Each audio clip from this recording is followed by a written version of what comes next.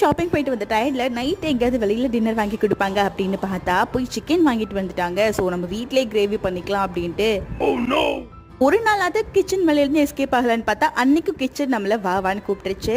And Monday morning கொஞ்சம் chicken gravy மிச்சம் இருந்தது. ஸோ அதை வச்சு நாங்கள் சாப்பிட்டுக்கிட்டாச்சு. ஹஸ்பண்டோட கொலீக் வந்து தோட்டத்துல இருந்து ஃப்ரெஷ்ஷாக பறிச்சுட்டு வந்தது, அறுவடை செஞ்சதெல்லாம் கொடுத்து விட்டுருந்தாங்க. இளநீர் மட்டும் எம்டி ஸ்டொமக்கில் குடிக்கக்கூடாது அப்படிங்கிறதுக்காக ஹஸ்பண்ட் ஆஃபீஸ் போகும்போது இளநீர் தண்ணியெல்லாம் உடச்சி எடுத்து வச்சுட்டு தான் போனாங்க. ஸோ நானும் தம்பி பிரேக்ஃபாஸ்ட்லாம் சாப்பிட்டு முடிச்சுட்டு ஒரு மிட் மார்னிங் டைம் போல் செஞ்சுக்கிட்டாச்சு.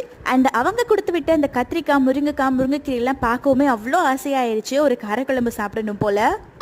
போக நான் சுண்டலும் ஊற வச்சிருந்தேன். ஸோ மூணுத்தையும் போட்டு சூப்பராக ஒரு காரக்குழம்பு வச்சு முருங்கைக்கீரையில பொரியல் பண்ணியாச்சு. ஃபர்ஸ்ட்டாக தேங்காய் பூ போட்டு ஒரு 5 minutes லோ ஃப்ளேமில் குக் பண்ணி எடுத்தோம்னா நம்மளோட முருங்கைக்கீரை பொரியல் டேஸ்ட்டாக ரெடி ஆயிரும். உண்மையிலேயே இந்த மாதிரி நமக்கு தெரிஞ்சவங்க பக்கத்து வீட்டுக்காரங்க அவங்களோட தோட்டத்தில் விளைஞ்ச காய்கறிகள் அண்ட் முருங்கைக்கீரைலாம் கொடுக்கும் போதாங்க தெரியுது சமையலோட உண்மையான ருசி என்னன்னு.